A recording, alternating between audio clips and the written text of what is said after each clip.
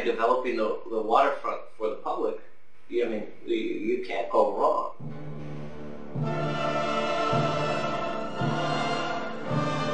And recognize that it needs to change.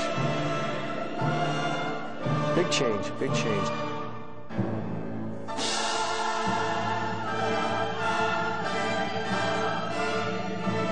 Oh, it's always time for change. Well, right now, I guess, what's down there is abandoned parkland, really. It's full of trash.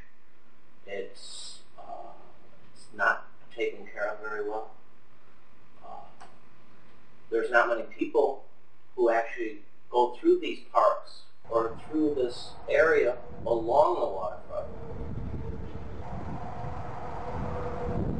My general impression of it, I don't have much of one because I haven't seen much of it, except for maybe the marina, which is great, but you don't really have access to it. I think the best thing is probably to have the most access to the people, and it's an unutilized treasure that most cities would love to have.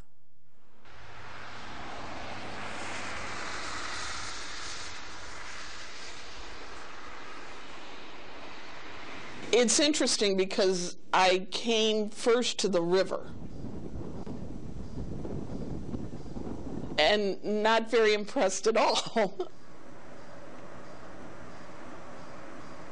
You constantly have to nurture your waterfront, revitalize it, make sure it's relevant for the community as it is today and for the future. And so you constantly have to re-examine it and really look at how it needs to change. Most recently, beginning in 2002, we started a project called Connecting Cleveland, the Lakefront Plan, where for 30 months we had over 150 community meetings where we discussed and really had a dialogue with the community on what they wanted for this 8 miles. Really to set out a master vision for it. And now we're looking at how we implement that plan.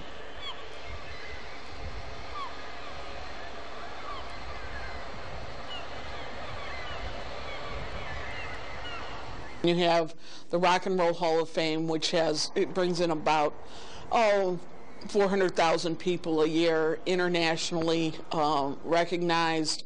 The Great Lakes Science Center, about 350,000 people a year, mostly local, people with kids, totally different market. And then you have Cleveland Browns Stadium, which seats 72,000 people, and obviously just for Browns games, that gives you 700,000 or more people. So those are the main sort of visitor attractions, destinations, but the water is an attraction in itself, and with marinas, with the waterfront parks, Edgewater, North Coast Harbor, it has Voinovich Park, and then Gordon Park, because it allows people to get to the water's edge, to be able to boat, to be able to fish. There are just a number of natural attractions which people can reach every day.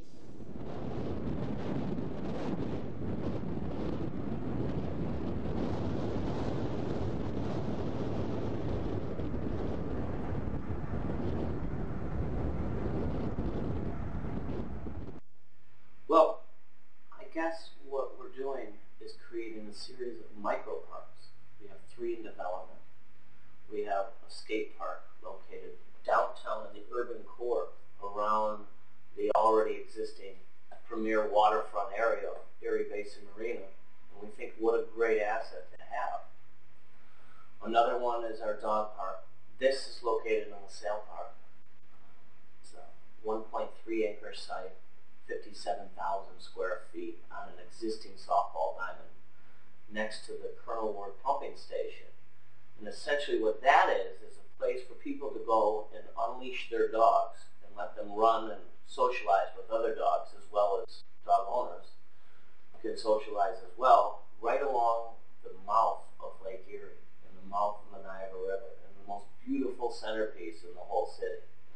And then thirdly is a nice spot that's a pretty much a wasteland that runs along the river walk between the Peace Bridge and the West Side Rowing Club.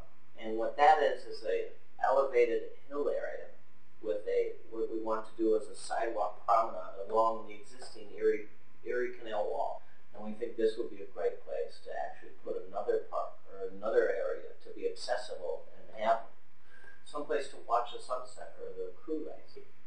So this way, this whole micro park concept that I've created actually gets people back out. It gets them back thinking. It gives them an opportunity to go to some place that they want to go to, like a skate park or a dog park or a natural grandstand. They actually just view the sunset from an elevated stance. I mean, in Florida, people go and watch the sunset to see that sun drop into the water, right?